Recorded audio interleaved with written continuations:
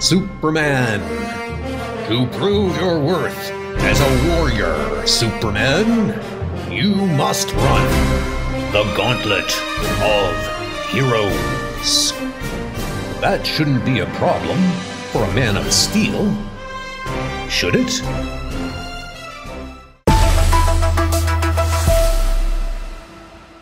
We are here in the state of New Hampshire, where this week, in America's first-in-the-nation presidential primary, voters will begin the long process of choosing the next president of the United States. Here in the little college town of Plymouth, avid skiers are headed up to the peaks of the White Mountains. Townspeople huddle around wood-burning stoves to have dinner or watch the news. And half a dozen men of awesome accomplishment at the peaks of brilliant careers have come here seeking the highest office in the land.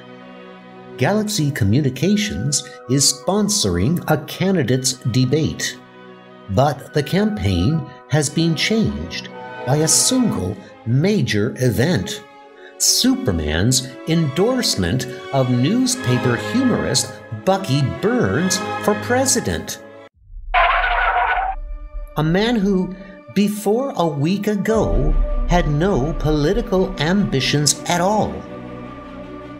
Burns is leading in all the polls and is suddenly the odds-on favorite to be president a year from now. Excellent. The news from America has not been this good in years. Superman and the next American president are going to make us rulers of the world. Compatriots, break out a bottle of vodka. Thanks to the advanced technology of our actualizing satellite, we will control the mind and powers of the new president, as well as the credibility of the Superman who elected him.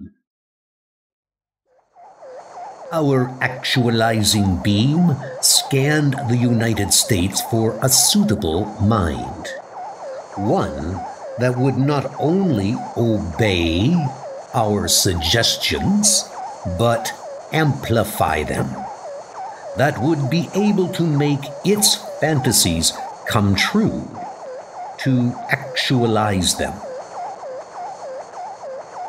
In newspaper humor writer Bucky Burns, we found that mind. In test cases thus far, we had Burns humorously suggest that a slum dwelling be burned down. And the building did burn unexpectedly. Just as apparently coincidentally, a politician was belled at his suggestion.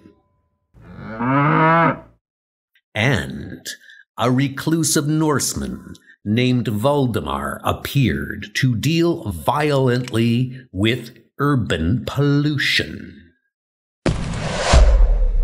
We are tuned in to command this man's imagination through this simple keyboard, and the imagination we control will soon grow immensely more powerful. Bucky, I think that of all the people I know, you are the one best suited to be President of the United States.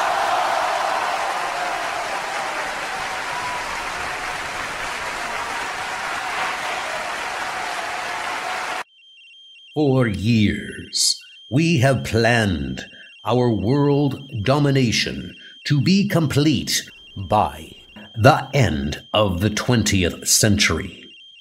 But, compatriots, it will happen by the end of the year 1984. As across the world in the white powdered forests of northern Maine, like any outsider who desires to share the secrets of people of the eternal flame, you must weather many tests of courage, no matter who you may be. He is a devil. He is a demon. No, he is a Superman. They are desperate men who have held millions enslaved for years, and they are plotting to add America to the ranks of the enslaved. The Man of Steel must meet their challenge before they usurp the power and the people. You have withstood the fire test for longer than any one of our legends. Longer than myself, the keeper of the eternal flame. For that, friend, I must shake your... That is hot! Superman, I am Onadir, the guardian of our traditions. I take it you are to guide me through the remaining 3 trials? That will be my responsibility, to guide you through the trial of the path of pain, the trial of the circle of wizards, and the trial of the dark cave. Whew, well, I won't go through to get to the bottom of a problem. I don't know what strange power Bucky Burns has happened across during these past weeks, but I think these time-displaced Vikings may hold the key. And if what it takes to get to their ancestral secrets is walking through some collection of barbaric tests, then testing I will go. My sword! My favorite flaming sword! You broke my sword! Oop. Hey, was this in the script? Brothers! This is not proper behavior for the path of pain. Ouch! Some of these bruisers can actually hurt me a little.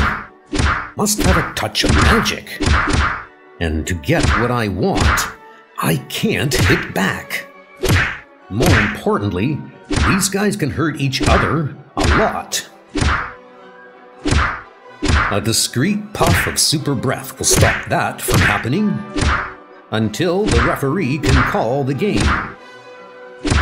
Desist from this foolishness at once, I say. Our fellows will learn to be polite to my guest, Onadir. Yo!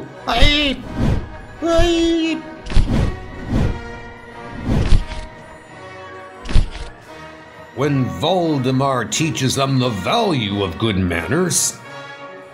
Are you all right, Superman? I'm fine, but you were a little rough on your colleagues there, no? The outsider has survived the path of pain. The circle of wizards awaits. Magic. My powers, as immense as they are based on scientific laws and aren't effective against the lure of magic. I just hope that this magic isn't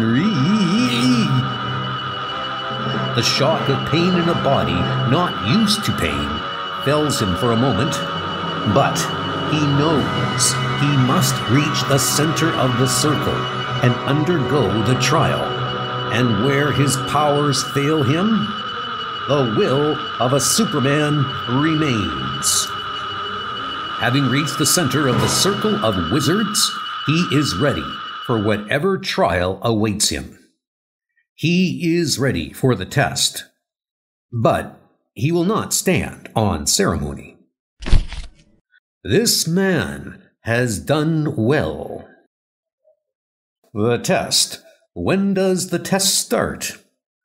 Rise up, Superman. You have passed the test of the wizards. The test was simply to reach the center of the circle. But now you must prepare for the test of the dark cave, the most fearsome trial of all. What's in the cave? In the cave is the worst thing that there is.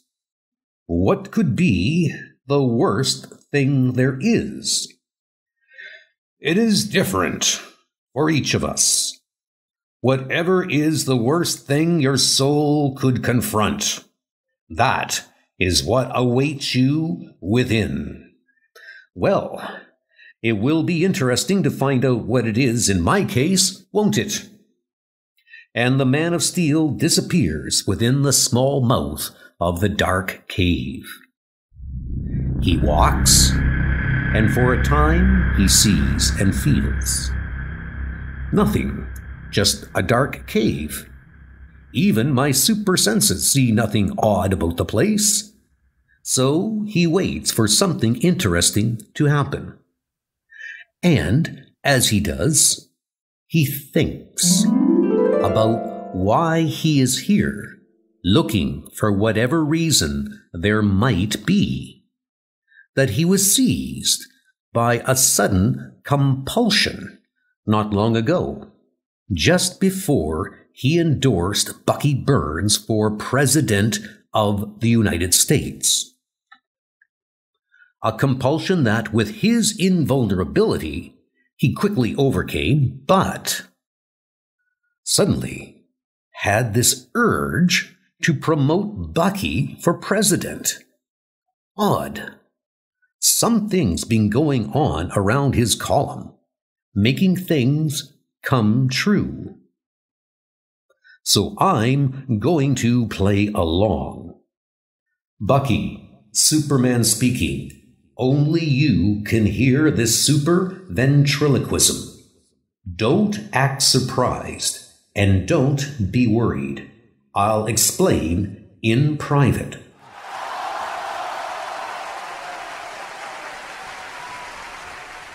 When Superman saw that the power that had affected Bucky even affected his long-gone acquaintance, Voldemar.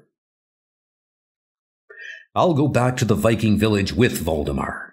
They live by magical lore. And maybe there I'll be able to smoke out the source of this mystery. This ordeal of the cave seems to be a dud, and I still don't have the faintest idea who's got the nerve to try to mess around with a presidential election. So, more out of boredom than anything else, the Man of Steel exits the cave as, "Ahoy, mate, where did the party go? Superman, you have emerged! Superman has emerged! You are alive, my friend. We had given you up for lost." Given me up? I don't understand. "It has been a year since you entered the cave. No one before has survived within for that long. What wondrous horrors did you see?" "Horrors? None, unless you count this one. I've been in there a year? What happened in that year? What about my friends? Perry White's marriage, the election, Metropolis?" "Your world? What would we know of such things?" "They're right. The stars have shifted. It's a year later. It's 1985. Wait, you have passed the tests. We may tell you our secrets now.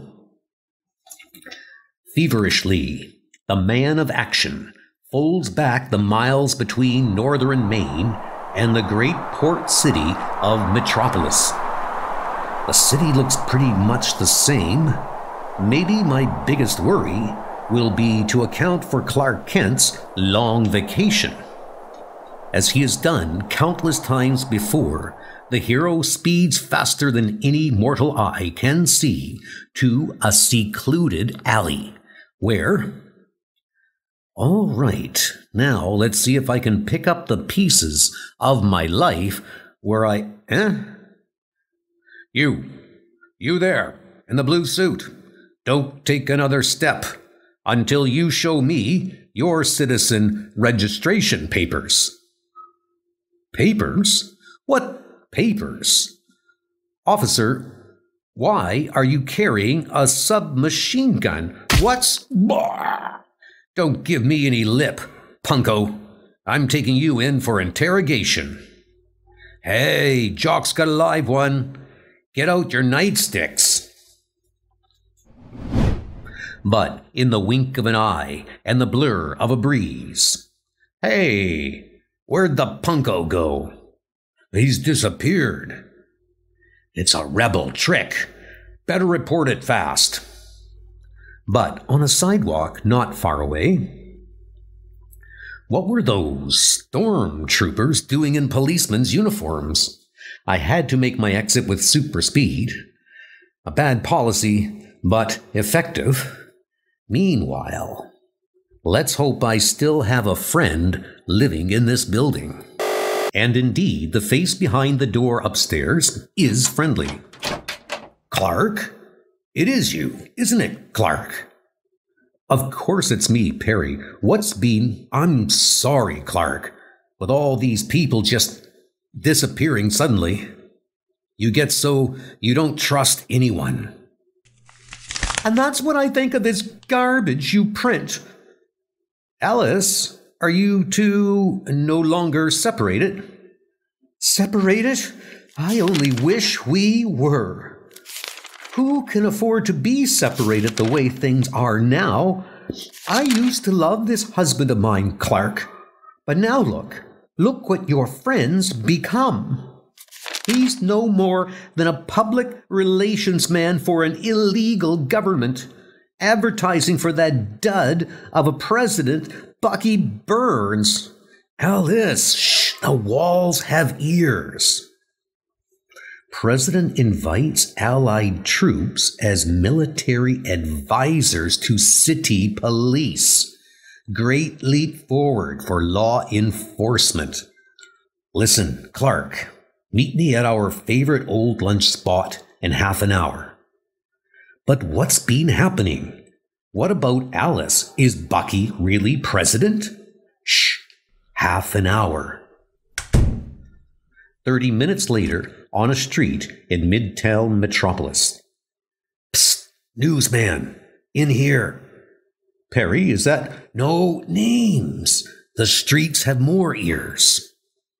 The man who is the man of steel. Hey, what about lunch? Is shoved unceremoniously through a cleaning store. Hang your lunch, Clark. What we need is your talent. Through a hidden door and... Well, will you look at that? It would be too dangerous for my wife to know, Clark. But this is what I really do. Clark, you're a good reporter. We need your help. This is appalling. Is our friend Bucky responsible for this? Food riots, invasions, arrests without trial, military state. Is this America? I'm afraid not. Not as we know it. I don't know how this started, but I want to help stop it. This is horrible. Apparently, Bucky's presidency has allowed the country to bungle into being dominated by a totalitarian foreign power. Blast! If I had been here, I might have stopped it. Perry, you've got all the help I can give, but this is all a bit upsetting. And go get some air, Clark, and we'll talk later. You never could take too much at once. People think Superman was somehow overcome and killed by the new rulers. So it's time the new president of the United States got a little visit. The White House in Washington, D.C., home of every president since John Adams. As magnificent as ever, if you don't notice the tanks ringed around it like wagon trains, and the filth that's been oozing from inside it. In a moment, inside the famed Oval Office are the two most powerful men on Earth. Mr. President, I'd like a word with you. Mr. President? Bucky? Bucky, what have they done to you? Operative Burns, report. The Kryptonian Superman has surfaced and entered the Oval Office, sir. He will be sanctioned immediately. Intelligence agent's code word for killed. No. Bucky, you can't let them control you like... We will remove the alien and dispose of him, Mr. President. No. No. No. No. No! They act as though he were dead. These strangely uniformed guards who ring the home of the president. But the son of Krypton demonstrates otherwise. If no one else will clean up this mess, then it's a job for Superman. Yes, a job? Huh? Where? The White House. I never left the cave. It's still 1984. You have succeeded, Superman, conquering the Cave of Darkness in but a few minutes. What wondrous horrors did you overcome within? The horrors of reality, Valdemar. Excuse me, everyone, but it turns out that this is a job for Superman. Folding back thousands of miles as though he were hopping a puddle, Superman's great speed does not quite sidestep detection. Compatriots, the American Superman has entered our airspace. Take emergency safety measures immediately. I must destroy the documents on the Actuality device before he has a chance to ruin the plan completely. Aye! Didn't your mother ever teach you that you can get hurt when you play with fire? Sue, standing calmly amid a hail of security guards' bullets. Can you beat that? A satellite that sends out a ray that controls certain people's minds.